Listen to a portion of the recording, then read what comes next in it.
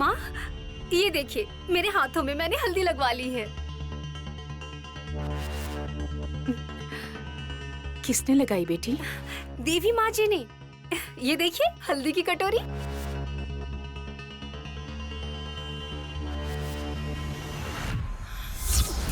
11 बार अंगारों पे चल चुकी हूँ दादाजी। हाँ, ऐसा तुमने क्यों किया? किसने कहा ऐसा करने के लिए? देवी माँ जी ने कहा।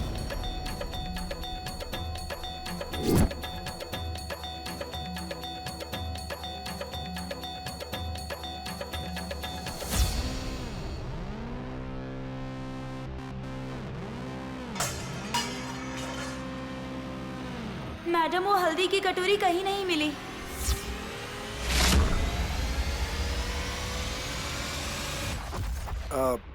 देवी माँ कौन है बेटी? ये हल्दी की कटोरी उन्हें कैसे मिल गई? माँ जी को किसी ने भी नहीं देखा। वो इतनी लंबी है, बनारसी साड़ी पहनकर, गले में गहने पहनकर, एक बड़ा सा टीका लगाकर बिल्कुल देवी जैसी दिखती हैं। तो क्या आप मानेंगे साहब जी?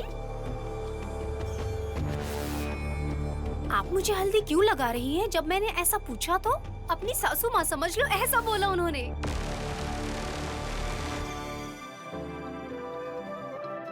गायत्री, अपनी बहू की शादी रीति रिवाज के मुताबिक हो, इसलिए तुमने बहू को हल्दी लगाकर दुल्हन बनाकर भेजा। वैसे तुम कैसे? तुम ही हो या तुम्हारी जैसी दिखने वाली कोई और है? साहब जी, साहब जी,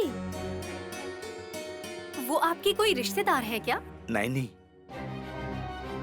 ऐसा नहीं पूछते बेटी। इसमें कुछ गलत नहीं है पंडित जी। सासू माँ समझो कहा तो वो कोई अपनी ही होगी। विशाल के हाथ लगने वाली हल्दी दुल्हन के चेहरे पर लगी है, बस इतना ही काफी है। हाँ भाई साहब, रिवाज ना मानने की घबराहट नहीं है। अब मन थोड़ा सा हल्का हो गया है। भाग्यलक्ष्मी। हाँ बोलिए माँ जी। मेरी बेटी को तैयार कर दो। ठीक है माँ जी। जाओ बेटी। चलो। विशाल, विधि के विधान को तुम चाहे जितना भी ठुकराओ, जो नसीब में लिखा है वही होता है। एक दिन तुम्हें ये बात समझ में आ जाएगी, देख लेना।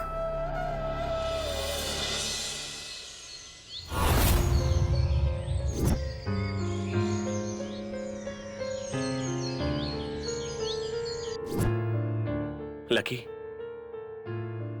तुम्हारी वजह से ही मेरी जान बच पाई है, लेकिन अब इस शादी नाम के नर्क से नहीं बच पा रहा हूं मैं। इसका मतलब मुझे शादी करना पसंद नहीं है, ऐसी बात नहीं है लकी। माँ की पसंद की लड़की से ही शादी करूंगा, ऐसा मैंने माँ से वादा किया था। मेरा वादा तोड़ने वाले मेरे डैड को यह रिश्ता क्यों पसंद आया है मुझे नहीं पता। हाँ, पर मुझे एक बात की क्लैरिटी तो मिल ही गई है। मैं अमेरिका से यहां पर आया हूं, वो भी अपनी जिंदगी बर्बाद करने के लिए।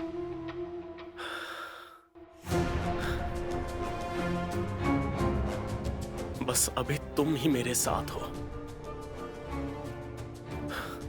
तुम तो मेरे साथ हमेशा रहोगी, लेकिन जिससे मेरी शादी हो रही है वो नैनी मेरे दिल में कभी नहीं रहेगी।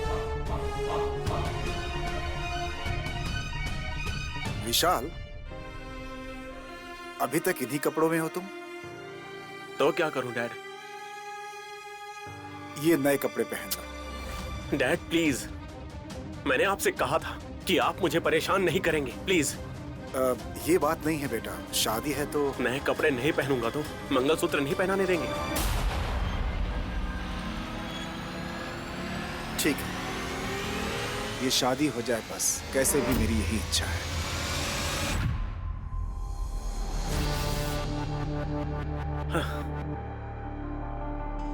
आपके लिए ये शादी जरूरी है, पर आपको अपने बेटे की परवाह नहीं।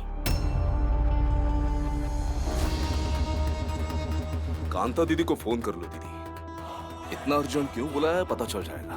ए, जो नहीं होना चाहिए वही हो रहा है। तुम्हें बता चुकी हूँ ना। अब क्या बात है पूछूंगी तो कहेंगी आने की कोई जरूरत नहीं है। बात क्या है ये जाने बगैर इतनी दूर जाने में थोड़ी टेंशन हो रही है दीदी। शायद वो फोन पर बताने वाली बात नहीं होगी। अब वहीं जाकर देखते हैं। पता नहीं क्यों पर इस सड़क पर ड्राइविंग करने से डर लग रहा है। विशाल इसी रास्ते से गया ना। जीजा जी उसे ढूंढने उसके पीछे चले गए। फिर हमने विक्रांत को भी भेज दिया और जो भी गया उसका फोन ही नहीं आया। इसी बात से मुझे भी घबराहट हो रही है। एक बार अपने छोटे बेटे को फोन करो ना दीदी। आपके द्वारा डायल किया गया नंबर नेटवर्क कवरेज क्षेत्र के नॉट बाहर है। रीचेबल। इस रास्ते से जाने वाले लोगों को अपनी मंजिल नहीं मिलती तो फोन कहां से लगेगा दीदी। कांता दीदी की आवाज की गंभीरता जो होने वाला है उसे देखने के लिए है या उसे रोकने के लिए? क्या बात हो सकती है?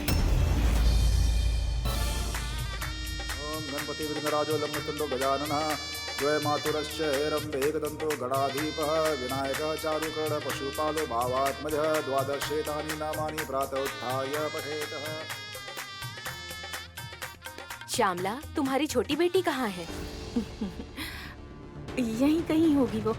शादी के बहुत से काम है ना, कहीं फंसी होगी शायद। ओह अच्छा, इसीलिए। उसका ना रहना ही सही है। वो ये शादी नहीं देखेगी तभी उसकी नजर नहीं लगेगी।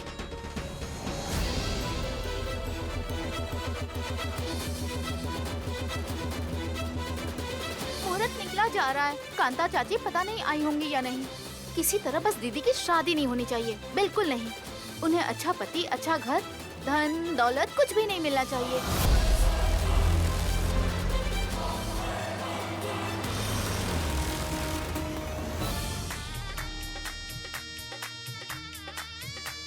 बहन जी, आप वधू को लेकर आइए, आप वर को लेकर आइए। सुनिए, दुल्हन को लेकर आइए। ठीक है माँ जी। हाँ जी ठीक है, चलो।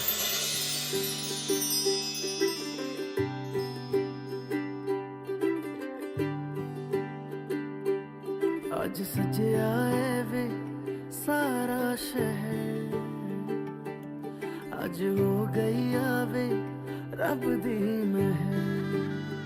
हाय सजया है वे सारा शहर, आज हो गई आवे रब दी महर। अखियां चो डिगदे हंजू खुशियां दे, तेरी बन जाना अज तो सजना वे।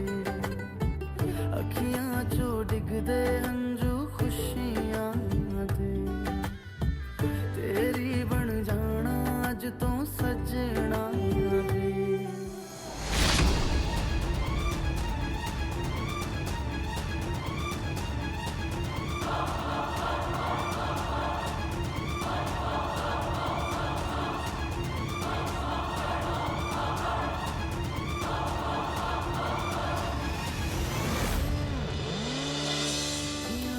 सजना है मैं भी सवरना है, आज दिन चढ़िया तेरे नाम दा वे।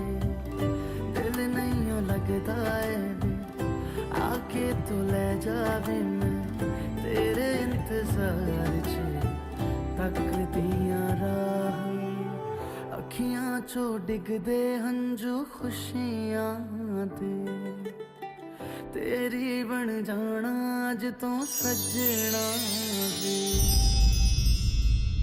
खुशियां दा चढ़िया अज वेला वे, सारे आने नचना सारे आने गाना वे। खुशियां दा चढ़िया अज वेला वे, सारे आने मुझे दो बेटी। सारे आने गाना वे। विशाल, बैठो बेटा। शादी के कपड़े छोड़कर पैंट शर्ट पहनकर क्यों आया है? वो पहन के आएगा तो मंडप में बैठने में तकलीफ होगी ना। हाँ सही कहा। ये शहर के लोग हैं, इन्हें इसी की आदत है। कम से कम अभी तो रेशमी वस्त्र पहनाइए पंडित जी। अब जरा रुकिए बहन जी, बातें करते रहेंगे तो शुभ मुहूर्त बीत जाएगा। विशाल, नीचे बैठो, बैठ जाओ। बैठो बेटा।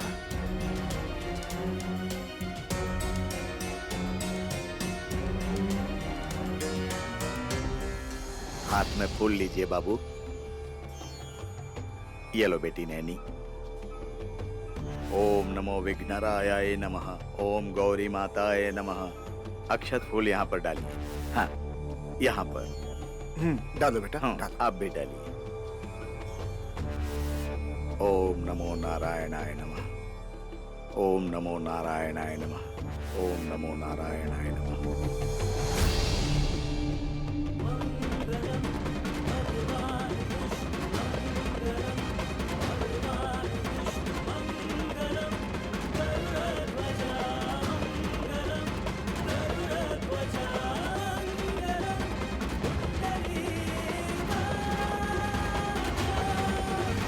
मेरा बेटा राम जैसा है और नैनी बिल्कुल सीता जैसी।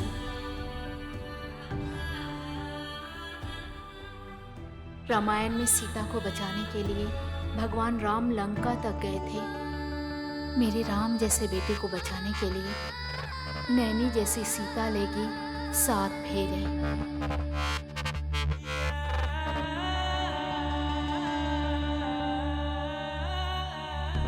मेरी इच्छा पूरी करने के लिए बहुत बहुत धन्यवाद माँ विशालाक्षी, बहुत धन्यवाद।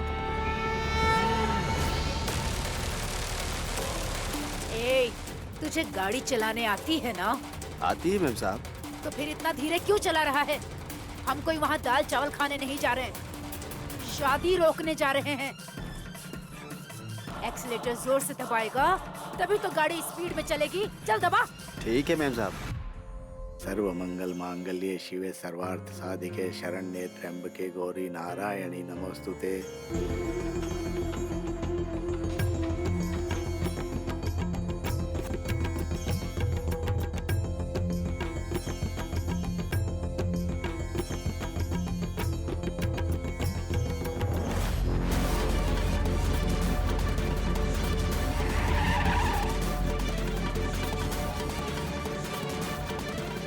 बेटी, तुम विशाल बाबू के सिर पर गुड़ और पत्ता रख दो। बाबू, आप भी लड़की के सिर पर गुड़ और पत्ता रख दीजिए।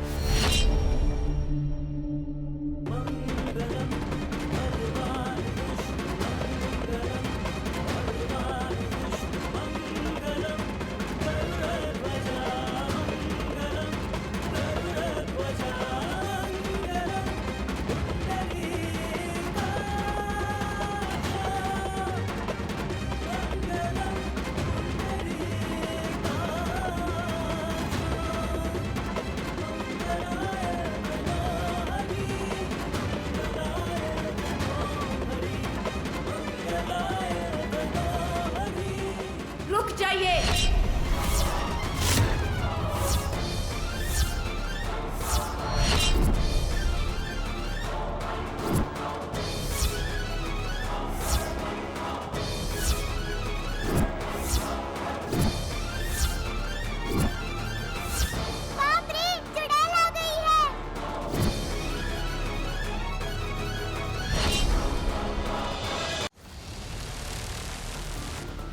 ऐसे क्या देख रही हो? कांता चाची शादी रोकने आई है। हटो।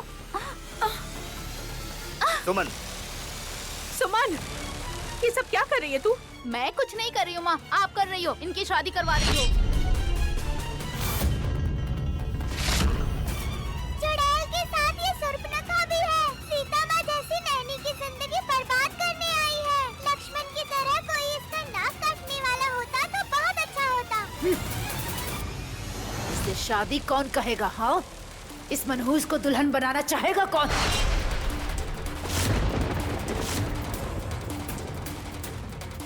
कांता जी, ये आप क्या कह रही हैं? आपने मुझे एक बार भी नहीं बताया और अब ये शादी करने जा रहे हैं भाई साहब। इस गांव की एक अंगूठा छाप लड़की को विशाल के गले बांध रहे हैं। मैं ये देखकर चुप नहीं रह सकती, इसलिए आ गई। सिर्फ आपको ही नहीं कांता जी, मैंने अपने घर वालों को भी इस शादी के बारे में नहीं बताया।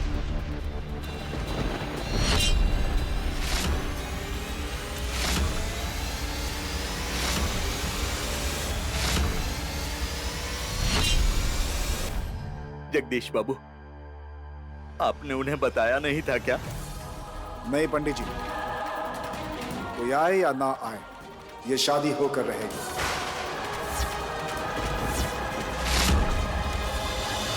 ये सब क्या हो रहा है? मेरी तो कुछ समझ नहीं आ रहा। नाटक मत करो श्यामला, बड़े घर का रिश्ता क्या मिल गया, अपनी शन बेच दी तुम लोगों ने। मेरे हीरे जैसे विशाल की जिंदगी बर्बाद करने के लिए तुम लोगों ने सोचा कैसे? हाँ,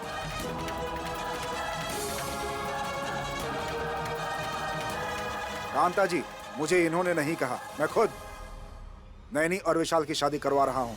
भाई साहब, जानबूझकर छुरी को गले के पास नहीं ले जाना चाहिए, सर से कट जाएगा गला। ये लड़की उसी छुरी की तरह है, अगर विशाल से इसकी शादी करवा देंगे तो आप सबकी जिंदगी बर्बाद हो जाएगी। ये बहुत बड़ी पनौती है। ए, अभी तक वहाँ बैठी क्यों है? चलो उठ। क्या हुआ दीदी? तुम्हें मंडप से उठने के लिए कह रही हैं। कांता चाची की बात नहीं मानोगी? उठेगी? बेटी नैनी, बेटी उठो मत। नहीं बेटी। जगदीश बाबू,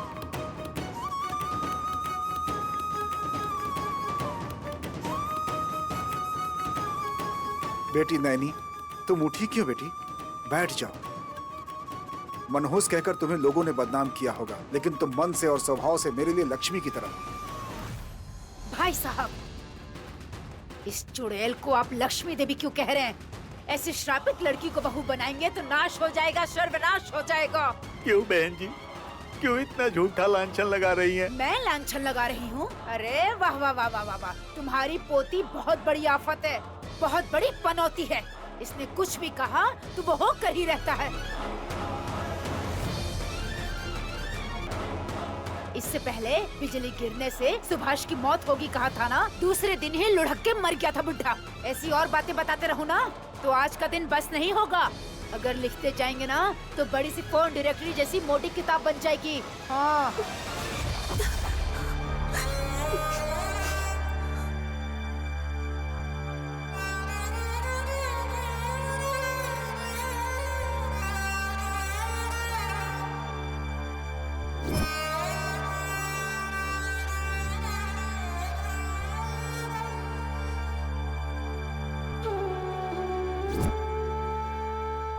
आने वाले खतरे के बारे में पहले ही बताकर लोगों के प्राणों की रक्षा करती हूँ। उन्हें बचाने के लिए मैं खतरे के सामने आ जाती हूँ माँ जी। भविष्य के खतरे को महसूस करने वाली नैनी को आपने हमेशा गलत समझा, उसे समझने की कभी कोशिश नहीं की। मेरी पोती को सबका भविष्य पता है कहना चाहते हैं ना? हाँ, तो फिर जानबूझकर विशाल का भविष्य क्यों बर्बाद करने पे तुले हुए हैं आप लोग? क्योंकि मैं बचाना चाहता हूँ अपने बेटे को, और इसके भविष्य को बचाने के लिए मैं ये शादी करवा रहा हूँ। अच्छी बात है भाई साहब, बहुत अच्छी बात है। ये पंडित तो उसकी पोती भविष्य बताती है, पूरे गांव में शान से ढिंडोरा पिटता फिरता है, और आप पूरे संकटों से बचेंगे सोचकर बेटे के भविष्य को दांव पे लगा रहे हैं। ये तो कमाल की बात है।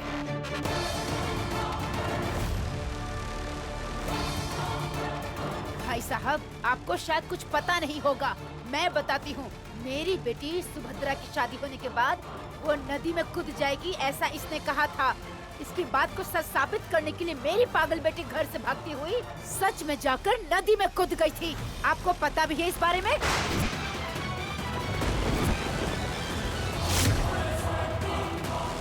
मेरी दीदी बहुत ही मनहूस है, मैं झूठ नहीं बोल रही हूँ, ये बिल्कुल सच है। आपको ये बात पता होनी चाहिए इसलिए बता रही हूँ।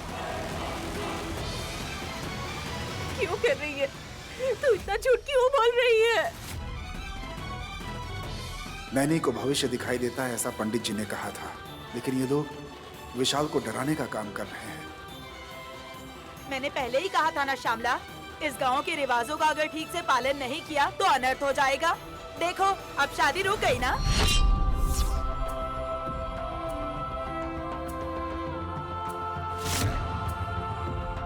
पूरी तरह से नहीं रुकी है, पूरी तरह से नहीं, बस थोड़ी देर के लिए रुकी है। जगदीश बाबू, आप बताइए, ये शादी होगी सबसे कह दीजिए, दया करके कह दीजिए। अरे ये क्या बोलेंगे पंडित जी? हाँ, यहाँ मैं बोल रही हूँ ना, अगर इससे शादी विशाल की होगी तो इनके पूरे परिवार का सर्वनाश हो जाएगा। मुझे आंटी कह के बुलाने वाले विशाल की जिंदगी बर्बाद हो जाएगी। नहीं होगी ये शादी, बिल्कुल नहीं होगी। रोक दो सब कुछ, देख क्या रही है, उठाकर फेंक दो सब। ऐसा मत कीजिए। रुकिए आंटी, रुकिए आंटी।